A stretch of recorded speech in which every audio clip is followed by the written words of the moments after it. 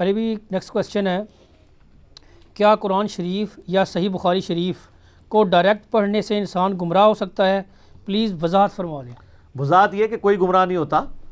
ہاں وہ سورہ الاعراف کے اندر ہے نا کہ جب جس کا گیئر الٹا لگا ہوتا ہے نا، وہ گمراہی کا راستہ دیکھتے ہیں، اسے وہ ہدایت کا راستہ سمجھتے ہیں، ہدایت کے راستے کو گمراہی کا راستہ چھوڑ دیتے ہیں، تو ان معنوں میں گمراہ ہوتا ہے۔ قرآن اور حدیث پڑھ کے اگر گمراہ ہونا ہے تو اس کا تو مطلب یہ ہے کہ آپ کسی کافر کو قرآن گفٹ دیں اور اسے کہیں کہ قرآن یہ لو پڑھو اور گمراہ ہو جاؤ، وہ کیا کہے گا؟ وہ کبھی کھولے گا بھی؟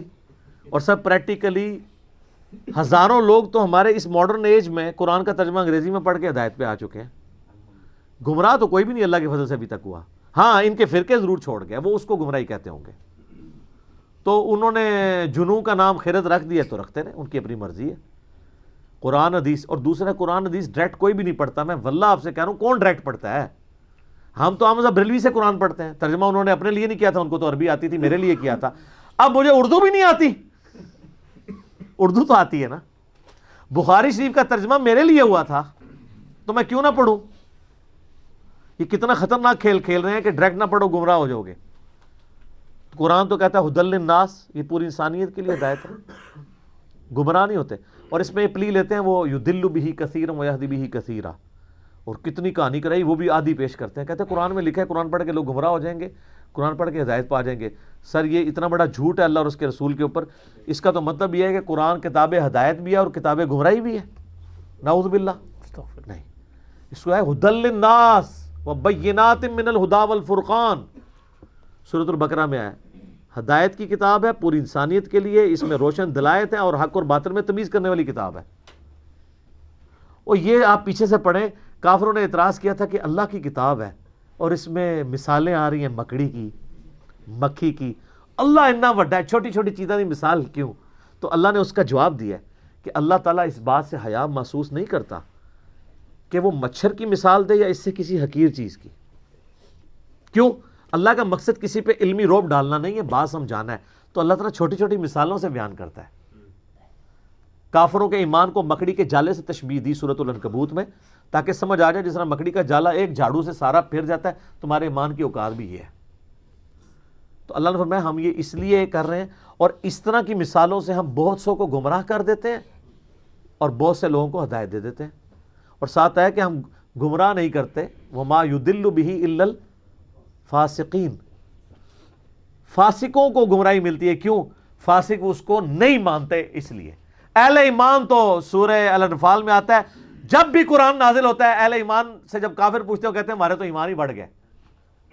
تو جو کافر ہے نا قرآن کے، وہ قرآن پاک کا مذاق اڑا کے گمراہ ہوتے ہیں، اور جو بات ماننے والے ہیں وہ مان کے ہدایت پہ آ جاتے ہیں۔ جب قرآن اتنا کھول کھول کے بیان کرتا ہے باتیں، حضرت ابراہیم کا جو واقعہ آتا ہے سورہ انبیاء میں، سارے بتوں کی انہوں نے توڑ کے کلاڑا بڑے بت پہ رکھ دیا نا۔ اس سے کوئی بہتر طریقہ تھا کہ وہ ان پاگلوں کو، بے وقوفوں کو یہ بات سمجھا سکتے کہ یہ تمہارے الہ ہیں جو اپنی حفاظت بھی نہیں کر سکے، اس کے بعد بھی اگر کسی کو نہ سمجھ آئے تو اپنی عقل کا ہی ماتم کرے نا۔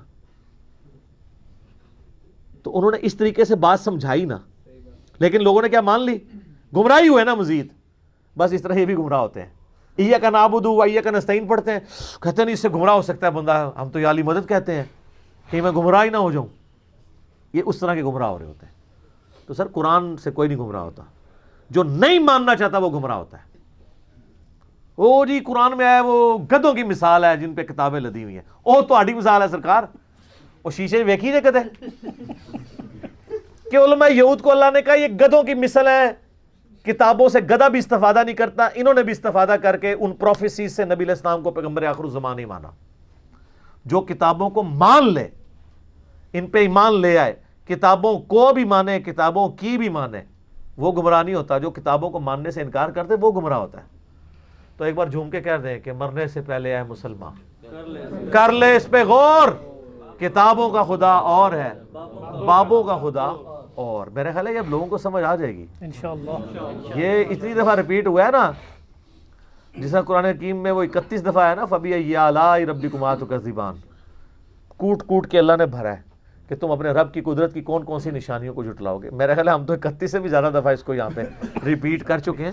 تو آندہ میری بھائیوں سے ریکویسٹ ہے کہ جب کبھی بھی آپ نے کسی پہ غصہ نکالنا ہو نا، پہلے نمبر پہ یہ شعر لکھا کریں، تاکہ پہلے وہ طارق میر صاحب سے میں نے کہا کہ آپ پرائم منسٹر سے ملے ہیں تو کبھی ان کو یہ کہا کریں جو کچھ غلط ایکٹیویٹیز ہو رہی ہیں ملک میں. تو وہ مجھے کہنے لگے کہ علی بھائی ہم کسان لوگ ہیں، کسان لوگ پہلے زمین کو نرم کرتے ہیں، ہل چلاتے ہیں، اس کے بعد اس میں کوئی بیج، تو ابھی میں ان کو نرم کر رہا ہوں. تو اس طریقے سے آپ بھی ذرا ان کو نرم کرنے کے لیے پہلا شعر لکھا کریں کہ مرنے سے پہلے اے پیارے پیارے مسلمان، میٹھے میٹھے اسلامی بھائی، کر لے اس پہ غور، کتابوں کا خدا اور ہے، بابوں کا خدا اور میرے بھائی جب تم یہ غور کرو گے تو پھر تم جھوم کے کہو گے کہ نہ میں وہابی، نہ میں بھابی، میں ہوں مسلم علمی کتابی. پھر یہ ان کو دوسرے والا جو شعر ہے یہ ہضم ہو جائے گا، ویسے بڑا کوڑا جے، سمجھ آ جائے گی، سمجھ بھی آ جائے گی. ٹھیک ہو گیا جی. کہ ہم نے بچپن سے بڑے بزرگوں سے سن رکھا ہے کہ مشرکین مکہ اللہ کو نہیں مانتے تھے. اگر ایسا ہی ہے تو نبی کریم صلی اللہ علیہ وآلہ وسلم کے والد محترم کا نام عبداللہ کیوں تھا؟ یہ بالکل جھوٹ ہے کہ مشرکین عرب اللہ کو نہیں مانتے تھے، وہ اللہ کی نہیں مانتے تھے، اللہ کو تو مانتے تھے. یہ کہانیاں پتہ کیوں آپ کو بچپن سے کرائی گئی ہیں؟ اس لیے کہ انہوں نے بزرگ بابوں کے ساتھ وہی شرکیہ عقیدے منسوب کر دیے جو مشرکین عرب کے تھے. اور جب ہم ان کو وہ آیات سنائیں تو کہ یہ تو بتوں کے بارے میں نازل ہوئی ہوئی ہیں، ہم تو مسلمان ہیں، ہم تو اللہ کے ماننے والے ہیں. سر منو تے کہانیاں پتہ نہیں اسی خود کرا دے رہے ہیں. تو اس کے لیے پھر انہوں نے ایک ٹوٹکا ایجاد کیا کہ جی وہ کافر تو وہ اللہ کو مانتے ہی نہیں تھے، تو ہم تو اللہ کو مانتے ہیں، آپ ہمیں کیوں قرآن سناتے ہیں؟ قرآن تو کافروں کے بارے میں نازل ہوا ہے. استغفر اللہ توب علی. قرآن تو ہدی للناس ہے. نبی علیہ السلام حجۃ الوداع پہ جو کہہ رہے ہیں کہ قرآن پکڑو، تو اس میں کسی صحابی نے کیوں نہیں کہا یا رسول اللہ ہم نے تو کلمہ پڑھ لیا ہے، ہم نے کیوں قرآن پکڑنا ہے؟ یہ نہیں کہا. قرآن تو کتاب زندگی ہے قیامت تک کے لیے. قرآن حکیم میں یہ مضمون درجنوں جگہ پہ آیا ہے کہ اے نبی علیہ السلام ان سے پوچھو کہ یہ زمین و آسمان کس نے بنائے، تو یہ کہیں گے اللہ نے. ٹھیک ہے. سورہ الزخرف کے اندر بھی ہے، اسی طریقے سے سورہ العنکبوت کے اندر ذرا ڈیسائسو ہے وہ آیات، پارہ نمبر یہ 21 کے اندر. ہاں جی، آیت نمبر ہے 61، سورۃ العنکبوت پارہ نمبر 21. وَلَئِن سَأَلْتَهُم مَّنْ خَلَقَ السَّمَاوَاتِ وَالْأَرْضِ، اے نبی اگر آپ ان سے سوال کریں کہ کس نے پیدا کیا آسمانوں اور زمین کو، وَسَخَّرَ الشَّمْسَ وَالْقَمَرَ، اور سورج اور چاند کو کام میں لگایا، لَيَقُولُنَّ اللَّهُ، تو یہ کہیں گے اللہ نے.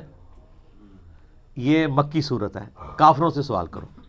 یہ صحابہ کو نہیں کہا جا رہا کیونکہ آگے الفاظ ہے فَأَنَّا يُؤْفَكُونَ، تو پھر کہاں منہ دھرے پھیرے جاتے ہو؟ جب مان رہے ہو تب اس اللہ کو مانو نا. تو یہ صحابہ کو تو نہیں کہا گیا، وہ تو اللہ کو مانتے تھے. اللہ یبسط الرزق لمن یشاء من عبادہ ویقدر لہ، اللہ ہے اپنے بندوں میں سے جس کے لیے چاہتا ہے رزق کشادہ کر دیتا ہے، جس کے لیے تنگ. ان اللہ بکل شیء علیم، بے شک اللہ تعالی ہر شے کو اپنے علم سے گھیرے ہوئے. وَلَئِن سَأَلْتَهُم مَّن نَزَّلَ مِنَ السَّمَاءِ مَاءً، اگر تم ان سے یہ سوال کرو بتاؤ آسمان سے بارش کون برساتا ہے، پانی کون. فَأَحْيَا بِهِ الْأَرْضَ بَعْدَ مِن بَعْدِ مَوْتِهَا، اور زمین کو اس کے مرنے کے بعد کون زندہ کرتا ہے. لَيَقُولُنَّ اللَّهُ، کہیں گے ضرور اللہ ہی کرتا ہے. قُلِ الْحَمْدُ لِلَّهِ، تو فرماؤ الحمدللہ. بل اکثرهم لا يعقلون، لیکن اکثر لوگ عقل نہیں رکھتے.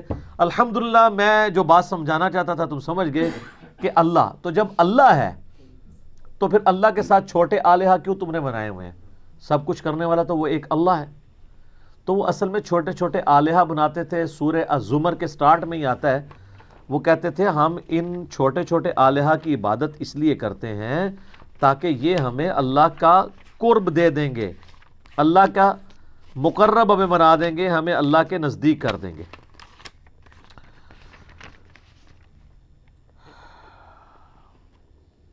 یہ تیسری آیت ہے. الا للہ دین الخالص، آگاہ ہو جاؤ خالص دین اللہ کے لیے ہے. والذین اتخذوا من دونہ اولیاء، اور جو لوگوں نے اللہ کے سوا اور ہستیوں کو اپنا پشت پناہ مانا ہوا ہے، وہ کہتے ہیں ما نعبدہم الا لیقربونا الی اللہ زلفیٰ، وہ کہتے ہیں ہم ان چھوٹے آلہہ کی عبادت بتوں کی اس لیے کرتے ہیں تاکہ ہمیں اللہ کا مقرب کر دیں گے. اتنا ہی اللہ ہی ہے جی, اور پیچھے اللہ ہی ہے جی, اللہ پیچھے رہ گیا, بابا آگے آ گیا. وَلِعَاذُ بِاللَّهِ تَعَالَى. تو ان اللہ یحکم بینہم فیما ہم فیہ یختلفون, اللہ تعالیٰ فرماتا ہے قیامت والے دن اللہ تعالیٰ ان کے اس اختلاف میں فیصلہ کر دے گا جو دنیا میں کیا کرتے تھے.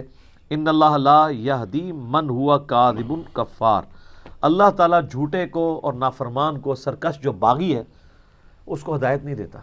اللہ فیصلہ تو کر دے گا لیکن آگے جا کے پتہ نہیں لگے گا, لگ پتہ جائے گا. ہمیں تو یہی فیصلہ کرنے کا فائدہ ہے نا, آگے جا کے پتہ لگا تو کس کام کا.